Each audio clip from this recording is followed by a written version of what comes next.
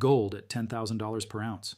Most people hear that number and think it's speculation. Hopium, the dream of people who've been stacking too long and need a narrative to justify the opportunity cost. But what if I told you it's not speculation at all? What if $10,000 gold isn't a market prediction? It's a policy necessity. What if central banks and governments aren't just watching the gold price? They're engineering conditions where gold must reprice to that level to save the monetary system itself. That's what we're covering today.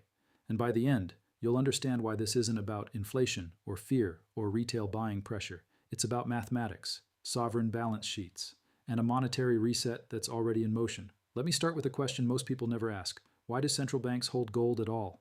They don't need it. Modern monetary theory says fiat currency backed by nothing works perfectly fine. We've been off the gold standard since 1971. For over 50 years, the system has functioned without gold playing any official monetary role. So why do central banks still hold 35,000 tons of it? Why are they buying more of it right now at record pace? Why is China accumulating despite already having massive dollar reserves? The standard answer is diversification, insurance, a hedge against dollar weakness.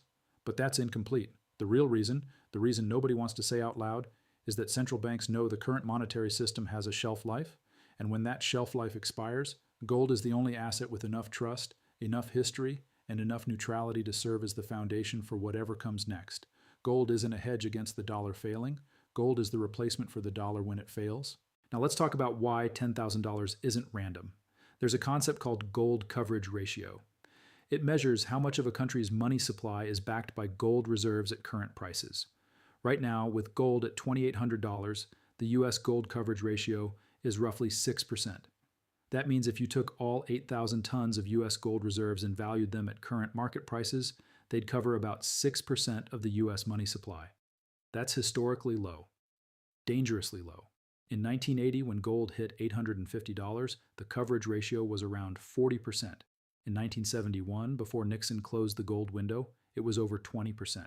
6% is fragility disguised as stability. Because here's what happens in a real monetary crisis, not inflation, not recession, but actual loss of confidence in the currency itself.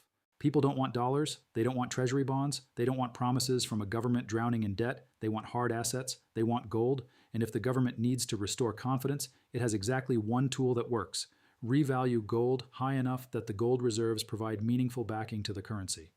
$10,000 gold gives the U.S. a coverage ratio around 21%. Not perfect, but functional. Enough to say, our currency is partially backed by something real. Enough to stabilize confidence without requiring a full return to a gold standard. That's not speculation. That's actuarial mathematics applied to sovereign balance sheets. Let me show you the historical precedent for this. In 1933, President Franklin Roosevelt revalued gold from $20.67 per ounce to $35, a 70% increase overnight, by executive order. Why? Because the U.S. was in the middle of the Great Depression. Deflation was destroying the economy, the banking system was collapsing, people were hoarding gold, and the government needed to expand the money supply, but couldn't do it credibly without increasing the gold backing, so they just changed the price, not through market forces, through policy decree, and it worked. The revaluation allowed the Fed to expand credit, the economy stabilized, confidence returned. Fast forward to today. The U.S. has $36 trillion in debt, the interest burden is unsustainable, the currency is losing purchasing power, foreign creditors are stepping back, the system is under stress, not acute crisis yet, but chronic strain. The playbook from 1933 is sitting there on the shelf, waiting. Revalue gold, restore coverage ratio, stabilize confidence, prevent collapse. Except this time, they can't just decree it. The gold market is global. Private ownership is legal. The price is set by markets, not governments. But they can engineer the conditions where the market reprices gold to the level they need. How do you engineer a gold revaluation without explicitly controlling the price? You stop fighting it. You let the natural forces that have been suppressed for 50 years reassert themselves. Think about what's been holding gold down relative to money supply expansion. It's not manipulation in the conspiracy sense. It's institutional allocation. For 50 years, the financial system has channeled capital towards stocks, bonds, real estate, anything that generates fees, commissions, yields. Gold generates none of those things. So institutions ignored it. Capital flowed elsewhere. Gold underperformed, but that's changing. Central banks are buying at record pace. That's institutional capital flowing into gold for the first time in decades. Sovereign wealth funds are increasing allocations. That's trillion-dollar pools of capital shifting from paper to metal. The BRICS nations are building a gold-backed settlement system. That's creating structural demand independent of Western financial markets. These aren't retail buyers hoping for a squeeze. These are institutions with balance sheets measured in trillions, acting on information and incentives that retail doesn't see. They're positioning before the revaluation. Not causing it, preparing for it. Now let's talk about the mechanism that triggers the actual repricing. It won't be announced. There won't be a press conference where Jerome Powell says, "We're revaluing gold to $10,000 effective tomorrow." It will happen through a crisis that forces the issue. Maybe it's a treasury auction that fails. Foreign buyers don't show up. Yields spike. The Fed has to choose between letting rates go to 8 or 10%, which crashes the economy, or stepping in with unlimited QE, which destroys dollar credibility. Maybe it's a sovereign debt restructuring in Europe. Italy defaults, contagion spreads, the euro fragments, capital flees to gold, the price gap's higher and doesn't come back. Maybe it's a geopolitical event, a currency war, sanctions spiraling, countries dumping treasuries and buying gold simultaneously. The market overwhelms and the price explodes. The trigger doesn't matter. What matters is the response. And the response, the only response that works without destroying the entire system, is to let gold reprice to a level where sovereign balance sheets stabilize. $10,000 achieves that for the US. $15,000 might be needed for Europe. $20,000 for Japan if they're including gold in their reconstruction plan. These aren't market prices. These are policy necessary prices. And once the crisis hits, fighting those prices becomes politically impossible. You can't tell people their currency is worthless while simultaneously preventing them from accessing the one asset that holds value. You can't maintain capital controls while gold is trading at $10,000 in offshore markets and $3,000 domestically. The revaluation happens because the alternative is worse.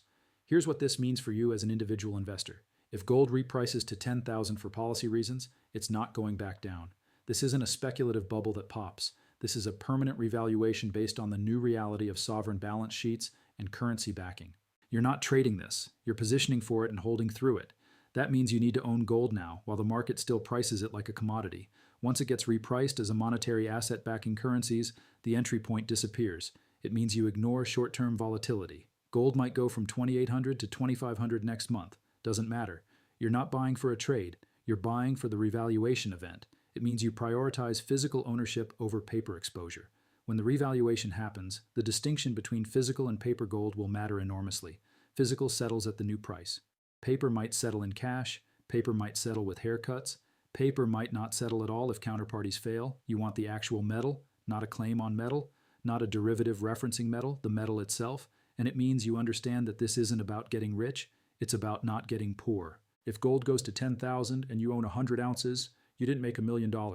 You preserved $280,000 of purchasing power through a monetary system transition that destroyed wealth for everyone holding paper assets.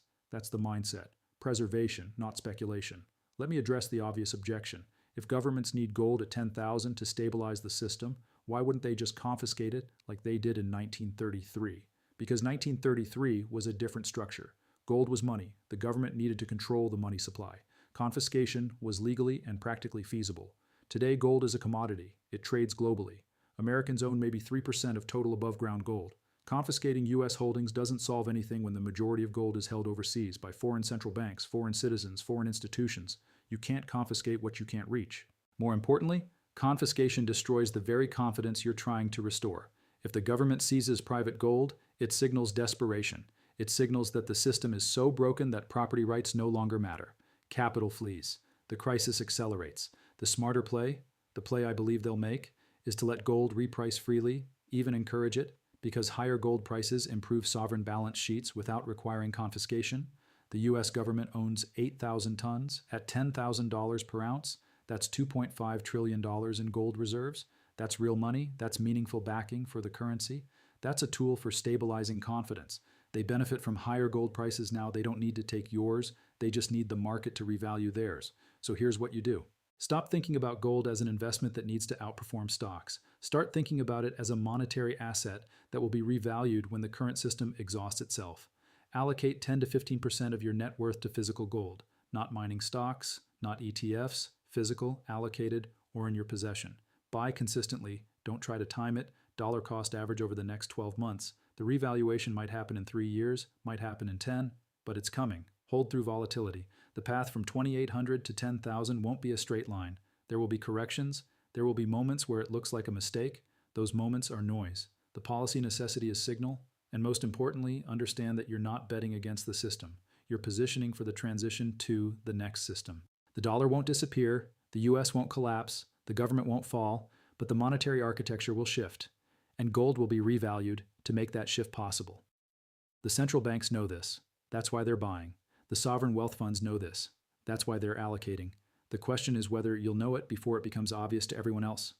$10,000 gold, not because of inflation, not because of fear, not because retail buyers finally squeeze the shorts, because governments need it there to save the monetary system, and what governments need, governments tend to get. The revaluation is coming. The only question is whether you'll be positioned when it arrives, or whether you'll be asking what happened after the price is already there. Choose wisely.